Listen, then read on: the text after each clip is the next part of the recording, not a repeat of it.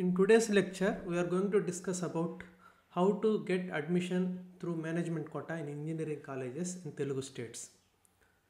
So చాలామందికి ఈ management quota admission గురించి సరిగ్గా తెలియదు. సో లాస్ట్ ఇయర్ కొంతమంది స్టూడెంట్స్ కేటగిరీ బి అంటే కేటగిరీ ఏ అంటే తేడా కూడా ఐడియా లేకుండా అనమాట. కానీ కొన్ని సార్లు మీరు జాగ్రత్తగా అనలైజ్ చేస్తే మేనేజ్మెంట్ కోటాలో మంచి కాలేజెస్లో తక్కువ ఫీజుతో యూ కెన్ గెట్ అడ్మిషన్. అవేంటివి, అసలు డిఫరెంట్ టైప్స్ ఆఫ్ అడ్మిషన్స్ ఏంటి, మేనేజ్మెంట్ కోటాలో అడ్మిషన్ ఎలా తీసుకోవాలి in engineering colleges in both Telugu states Andhra Pradesh and Telangana, అది ఈరోజు క్లియర్గా చూద్దాం. So first of all engineering కాలేజ్లో మనము అడ్మిషన్ తీసుకోవడానికి there are 3 categories. So first ఏంటంటే కేటగిరీ ఏ అంటారు, అంటే ఇది కన్వీనర్ కోటా. ఇది అందరికీ తెలుసు. జనరల్గా 80% ఆఫ్ ద స్టూడెంట్స్ ఈ category 70%, the quota for category A is only 70% of the students ఏ ఇంజనీరింగ్ కాలేజీలో అయినా కూడా కేటగిరీ ఏ ద్వారా అడ్మిషన్ తీసుకుంటారు. దీనికి ఎంసెట్ కౌన్సిలింగ్ అనేది జరుగుతుంది. సో కన్వీనర్ కోటాకి కౌన్సిలింగ్ జరుగుతుంది. ఇది ఎంసెట్ కన్వీనరు కౌన్సిలింగ్ కండక్ట్ చేసి కేటగిరీ ఏ ద్వారా అడ్మిషన్స్ ఇస్తారు. సో దీని ద్వారా మీకు రీయింబర్స్మెంట్ కానీ అవన్నీ 2 స్టేట్స్లో వస్తుంటాయి అన్నమాట. రిజర్వేషన్స్ ఫాలో అవుతారు ఈ కౌన్సిలింగ్లో. సో రిజర్వేషన్ ఫాలో అయ్యి రీయింబర్స్మెంట్ కూడా ఇస్తూ ఎలిజిబుల్ క్యాండిడేట్స్కి అడ్మిషన్స్ అనేటివి ఈ కౌన్సిలింగ్ ద్వారా కేటగిరీ ఏకి జరుగుతాయి. సో దీనికి ఎంత పర్సెంట్ ఉంటాయి అని అంటే 70% ఆఫ్ ద సీట్స్ ఉంటాయి ఈ మేనేజ్మెంట్ కోటాకి, కన్వీనర్ కోటాకి. అంటే కౌన్సిలింగ్ ద్వారా ఫిల్ అయ్యేటువంటి కేటగిరీ ఏ సీట్స్ ఎన్ని అంటే 70%. మరి రిమైనింగ్ 30% సీట్స్ ఏమవుతాయి అంటే రిమైనింగ్ 30% సీట్స్ ఈ కేటగిరీ బి ద్వారా ఫిల్ అవుతాయి. కేటగిరీ బి ద్వారా ఫిల్ అయ్యేటువంటి ఆ రిమైనింగ్ 30% సీట్స్ని మనము మేనేజ్మెంట్ కోటా సీట్స్ అని అంటాము. దీంట్లో అడ్మిషన్ ఎలా తెచ్చుకోవాలి? కొంతమందికి సపోజ్ సిబిఐటి ఉంది, సిబిఐటిలో కేటగిరీ ఏలో రాలేదు. అటువంటప్పుడు మీరు ఒక యావరేజ్ కాలేజీకి వెళ్ళి కేటగిరీ ఏ ద్వారా అన్నా కూడా మీరు if you can pay the fee, ఆ కన్వీనర్ కోటా ఫీజు కన్నా రీయింబర్స్మెంట్ ద్వారా కాకుండా కట్టగలిగితే కేటగిరీ బిలో చేరవచ్చు. కాకపోతే ఈ మేనేజ్మెంట్ కోటాలో ఏంటంటే రిజర్వేషన్స్ ఉండవు. ఈ మేనేజ్మెంట్ కోటాలో ఏంటంటే స్టేట్ వైజ్ రిజర్వేషన్స్ కానీ, లేకపోతే క్యాస్ట్ రిజర్వేషన్స్ కానీ, లేకపోతే రీయింబర్స్మెంట్స్ కానీ ఇవేవి ఉండవు. డబ్బులు కట్టి మీరు అడ్మిషన్ తీసుకోవచ్చు.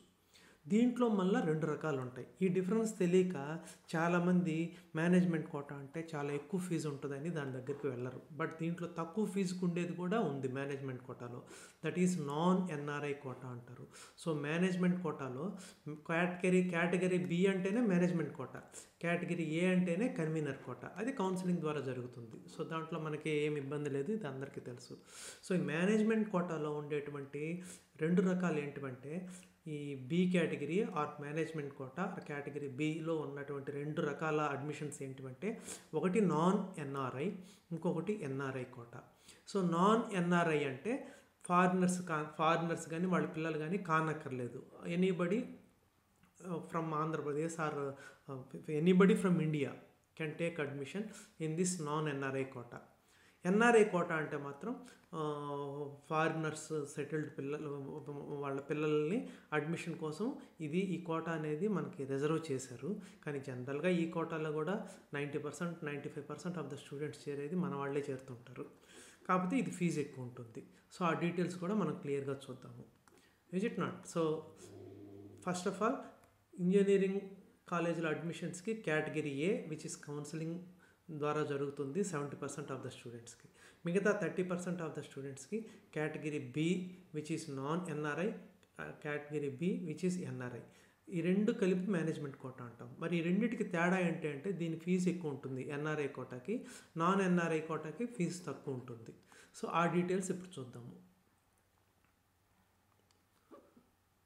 సో ఇప్పుడు కేటగిరీ బిలో మనం ఇందాకే డిస్కస్ చేసాము. Category below non NRI, NRI 2 రకాలు ఉన్నాయని. ఈ 2 రకాల ఫీజులు ఏ విధంగా ఉంటాయంటే అది 2 స్టేట్స్కి డిఫరెంట్గా ఉన్నాయి. సపోజ్ మనం తెలంగాణ స్టేట్ తీసుకున్నాం అనుకోండి. తెలంగాణ స్టేట్లో ఫీజు తీసుకుంటే నాన్ ఎన్ఆర్ఐ కోటా యొక్క ఫీజు ఎంత ఉంటుందంటే ఏ కేటగిరీ ఫీ ఎంతైతే ఉంటుందో అంతే ఉంటుంది. ఏ కేటగిరీ అంటే కన్వీనర్ కోటా. సపోజ్ మీరు వాసవి ఇంజనీరింగ్ కాలేజీలో చేరదలుచుకున్నారు. ఏ కేటగిరీ ద్వారా రిజర్వేషన్స్, ఏ కేటగిరీలో అయితే రిజర్వేషన్స్ ఉంటాయి, రీయింబర్స్మెంట్ ఉంటుంది. ఈ మేనేజ్మెంట్ కోటా ఏదైతే బి కేటగిరీ ఉందో దీంట్లో రిజర్వేషన్స్ ఉండవు, ఫీ రీయింబర్స్మెంట్ కూడా ఉండదు. సో దీంట్లో ఫీ అనేది నాన్ ఎన్ఆర్ఐ కోటాకి సేమ్ యాజ్ కన్వీనర్ కోటా ఉంటుంది. సపోజ్ 1,30,000 1,30,000 ఏ కేటగిరీలో ఉందనుకోండి, బి కేటగిరీలో కూడా నాన్ ఎన్ఆర్ఐ కింద సేమ్ ఫీజు ఉంటుంది. కాకపోతే ఇక్కడ మీరు అడ్మిషన్ అనేది కౌన్సిలింగ్ ద్వారా జరగదు, విడివిడిగా ఇంజనీరింగ్ కాలేజెస్ నోటిఫికేషన్స్ ఇస్తారు, వాటిలో మీరు అప్లై చేయవలసి ఉంటుంది. ఎట్లా అడ్మిషన్ అనేది కూడా మనం చూద్దాము. What is the criteria to get admission in 2 different categories అనేది కూడా చూద్దాము. సో ప్రస్తుతానికి ఫీజు అయితే నాన్ ఎన్ఆర్ఐ కోటాలో కన్వీనర్ కోటాకి ఎంత ఉంటుందో అంతే ఉంటుంది. 1,30,000 అయితే 1,30,000. సపోజ్ ఒక కాలేజీకి 60,000 ఉందనుకోండి ఫీజు ఏ కేటగిరీలో, ఈ కన్వీనర్ కోటాలో. నాన్ ఎన్ఆర్ఐ బి కేటగిరీ కూడా సేమ్ ఫీజు ఉంటుంది. దీనికి మెరిట్ ప్రకారం ఇస్తారు. దీనికి సపోజ్ ఎన్ఆర్ఐ కోటాలో అడ్మిషన్ కావాలనుకోండి మీకు అదే కాలేజీలో, దీనికి యాక్చువల్గా ఈ కోటా అనేది ఫారినర్స్కి రిజర్వ్ చేసింది కాబట్టి ఇది $5,000, $5,000.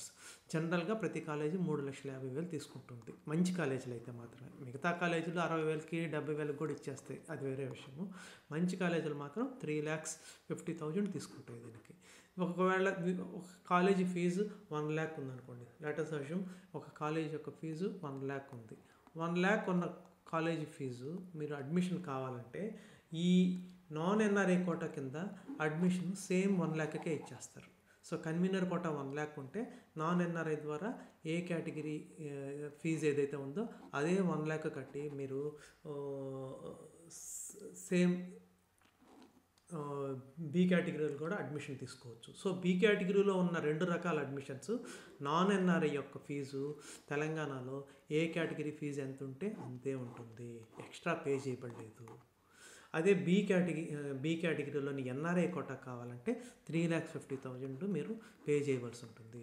ఈ 3,50,000 అనేది ఎన్ఆర్ఐ కోటాకి తెలంగాణలో అంటే $5,000 మంచి కాలేజీలు 3,50,000 తీసుకుంటాయి. కొన్ని బిలో యావరేజ్ కాలేజీలు తక్కువకే ఇచ్చేస్తాయి, 1,60,000 70,000 కూడా ఇచ్చేస్తుంటాయి. So this is about the fee structure in Telangana. అదే మనము ఆంధ్రప్రదేశ్కి వచ్చి చూద్దాము. ఆంధ్రప్రదేశ్లో అయితే ఫీ స్ట్రక్చర్ ఎలాగుంటుంది అనేది. ఆంధ్రప్రదేశ్లో అయితే ఫీ స్ట్రక్చరు కొంచెం మారుతుంది, అంటే నాన్ ఎన్ఆర్ఐ కోటాకి మాత్రం కొంచెం మారుతుంది. So this is the fee structure for Andhra Pradesh. So ఇక్కడ చూస్తే తెలంగాణకి దీనికి మీరు తేడా అబ్జర్వ్ చేయొచ్చు. ఇక్కడ ఏ కేటగిరీలో ఉన్న ఫీజుకి 3 times పే చేయవలసి ఉంటుంది ఫర్ నాన్ ఎన్ఆర్ఐ కోటా. అంటే బి కేటగిరీలో 2 ఉన్నాయి కదా, ఒకటి నాన్ ఎన్ఆర్ఐ, ఒకటి ఎన్ఆర్ఐస్. సో ఈ నాన్ ఎన్ఆర్ఐలో కోటాలో మీరు 3 times, సపోజ్ ₹1,00,000 ఉందనుకోండి, ఇందాక మనం డిస్కస్ చేసినట్టే 1 lakh ఉందనుకోండి. సో 1 lakh ఆంధ్రప్రదేశ్లో ఎక్కడ కూడా 1 lakh లేదు. సో లెటర్స్ ఆంధ్రప్రదేశ్లో ఏ కేటగిరీ ఫీజు ఏది తీసుకున్నా కూడా 70,000 ఉంటుంది. సపోజ్ 70,000 ఉందనుకోండి, మ్యాక్సిమం 70,000 ఉంటుంది ఆంధ్రప్రదేశ్లో. So if 70,000 is A category or counselling quota 70,000 ఉంటే మీరు ఇక్కడ దానికి 3 రెట్లు అంటే ఇంటూ 3 చేస్తే మీకు ఎంత వస్తుంది? 2,10,000 పే చేయవలసి ఉంటుంది. సపోజ్ గాయత్రి విద్యా పరిషత్ వైజాగ్లో తీసుకున్నాను అనుకోండి, ఆ గాయత్రి విద్యా పరిషత్కి 70,000 ఉంటుంది ఏ కేటగిరీలో. ఇక్కడ 3 times ఎక్స్ట్రా ఇవ్వాల్సి ఉంటుంది, ఎందుకంటే ఆంధ్రప్రదేశ్లో కన్వీనర్ కోటా ఫీజులు తక్కువ ఉంటాయి కాబట్టి దాన్ని కాంపన్సేట్ చేయడం కోసం బి కేటగిరీలో ఇక్కడ 3 times ఇచ్చారు. So 2,10,000 is the fee to be paid in Gayatri Vidya Parishad. ఏదైనా ఒకవేళ 60,000 ఉందనుకోండి, 1,80,000. So 3 times the convener quota అనేది నాన్ ఎన్ఆర్ఐ కోటా కింద మేనేజ్మెంట్ అడ్మిషన్ మీరు మేనేజ్మెంట్ కోటాలో అడ్మిషన్ తీసుకోవచ్చు. అదే ఎన్ఆర్ఐ కోటా కింద అయితే ఇక్కడ కూడా ఫిక్స్డ్ అనమాట, $5,000 విచ్ ఈజ్ రఫ్లీ 3,50,000. సో ఈ 3,50,000 అనేటివి అన్ని బ్రాంచులకు ఉండదు. జనరల్గా కంప్యూటర్ సైన్స్ కానీ ఈసీ కానీ ఆ రెండింటికే తీసుకుంటుంటారు. మిగతా అన్నిటికీ కూడా అన్ని కాలేజీలు మీకు 70,000-80,000 వేలకి ఇచ్చేస్తూ ఉంటారు. సో అది మీరు చూసుకోండి. సో బట్ ఈ ఆంధ్రప్రదేశ్కి తెలంగాణకి తేడా ఏంటంటే ఈ నాన్ ఎన్ఆర్ఐ కోటా కింద ఆంధ్రప్రదేశ్లో అయితే 3 times ద కన్వీనర్ కోటా, అదే తెలంగాణలో సేమ్ యాజ్ కన్వీనర్ కోటా ఉంటుంది. సో దిస్ ఈజ్ హౌ ఆ రిమైనింగ్ 70% కౌన్సిలింగ్ కోటా పోను, రిమైనింగ్ 30%ని ఈ రెండు కేటగిరీ బి మేనేజ్మెంట్ కోటాలో ఈ రెండు కేటగిరీల ద్వారా మనకి అడ్మిషన్ అనేది ఇస్తారనమాట. ఇప్పుడు అడ్మిషన్ అసలు ఎలా జరుగుతుంది అనేది చూద్దాము. అడ్మిషన్ ఎలా, వాట్ బేసిస్ మీద మనకి అడ్మిషన్ ఇస్తారు అనేది ఇప్పుడు మనము చూద్దాము. ఇక్కడ ఈ రెండు డిఫరెంట్ కేటగిరీస్కి కూడా మనకి 2 రకాల అడ్మిషన్ ప్రొసీజర్స్ ఉన్నాయి. సో ఇక్కడ ఎన్ఆర్ఐ కోటా అయితే ఒక రకమైన అడ్మిషను, నాన్ ఎన్ఆర్ఐ అయితే ఒక రకమైన అడ్మిషన్ ఉంటుంది. సపోజ్ నాన్ ఎన్ఆర్ఐ కోటా తీసుకున్నాను అనుకోండి. నాన్ ఎన్ఆర్ఐ కోటాకి ఫస్ట్ జేఈ మెయిన్స్ చూస్తారు. సో జేఈ మెయిన్స్ రాసి మీరు క్వాలిఫై ఉంటే ఆ ర్యాంక్ ప్రకారం అడ్మిషన్ ఇస్తారు. మీరు ఎంసెట్ క్వాలిఫై కాకపోయినా పర్వాలేదు, మీరు ఎంసెట్ క్వాలిఫై కాకపోయినా మెయిన్స్ కన్నా 1,00,000-2 లక్షలు ర్యాంక్ అట్టగానే ఉన్నదంటే మీకు జేఈ మెయిన్స్ ద్వారా అడ్మిషన్ ఇస్తారు. ఈ అడ్మిషన్ ప్రొసీజర్ అనేది రెండిటికి same, whether it is Andhra Pradesh or Telangana, ఇది సేమ్ అనమాట. So first JEE mains rank ద్వారా అడ్మిషన్ ఇస్తారు. సో నాకు ఎంసెట్లో 100 ర్యాంక్ వచ్చింది, మెయిన్స్లో 1,00,000 వచ్చింది, నేను మెయిన్స్ రాయలేదు అంటే వాళ్ళు మెయిన్స్ రాసిన వాళ్ళకే ఫస్ట్ అడ్మిషన్ ఇస్తారు. నాన్ ఎన్ఆర్ఐ కోటా ద్వారా మెయిన్స్ రాసిన వాళ్ళకి మెయిన్స్ ర్యాంక్ ద్వారా ఫస్ట్ అడ్మిషన్ ఇస్తారు. దీనికి ఫీజు తక్కువ ఉంటుంది. తెలంగాణలో అయితే దీని యొక్క fee same as convener quota, అంటే ఏ కేటగిరీలో ఏదైతే ఉందో మేనేజ్మెంట్ కోటాలో కూడా అదే ఫీజు ఉంటుంది ఈ నాన్ ఎన్ఆర్ఐ కింద. అందుకని మీరు ప్రతి ఒక్కళ్ళు కూడా మెయిన్స్ అటెంప్ట్ చేయండి. అటెంప్ట్ చేసిన వాళ్ళందరికీ కూడా ఈ మెయిన్స్ ద్వారా అడ్మిషన్ ఇస్తారు. సపోజ్ మెయిన్స్ క్యాండిడేట్స్ లేకపోతే అప్పుడు ఎంసెట్ ర్యాంక్ చూస్తారు. ఎంసెట్ ర్యాంక్లో ప్రియారిటీ అంటే ఎవరికి మంచి ర్యాంక్ వచ్చి ఉంటే వాళ్ళకి ఇస్తారు. ఎప్పుడు మెయిన్స్ క్యాండిడేట్స్ లేనప్పుడు. అంతేగాని నాకు ఎంసెట్లో ఫస్ట్ ర్యాంక్ అన్నా కూడా నీకు ఎవరు, ఎంసెట్లో ఫస్ట్ ర్యాంకు మెయిన్స్లో 1,00,000 ర్యాంక్ అన్నా ముందు మెయిన్స్ వాళ్ళకి మాత్రమే, జేఈ మెయిన్స్ వాళ్ళకి మాత్రమే ప్రిఫరెన్స్ ఉంటుంది. ఈ జేఈ మెయిన్స్ క్యాండిడేట్స్ దొరకకపోతే అంటే సరిపోయినంత నెంబర్ లేకపోతే అప్పుడు ఎంసెట్ ర్యాంక్ చూస్తారు. ఎంసెట్ ర్యాంక్ చూసి ఎంసెట్ ర్యాంక్ ద్వారా మంచి ర్యాంక్ వచ్చిన వాళ్ళకి ఇస్తారనమాట. దానికి సెకండ్ ప్రిఫరెన్స్ ఇస్తారు. ఈ ఎంసెట్ క్యాండిడేట్స్ కూడా లేకపోతే అప్పుడు ఇంటర్ మార్క్స్ చూస్తారు. జనరల్గా ఇంటర్ దాకా రావు ఇవి, ఎంసెట్తోనే అయిపోతుంటాయి.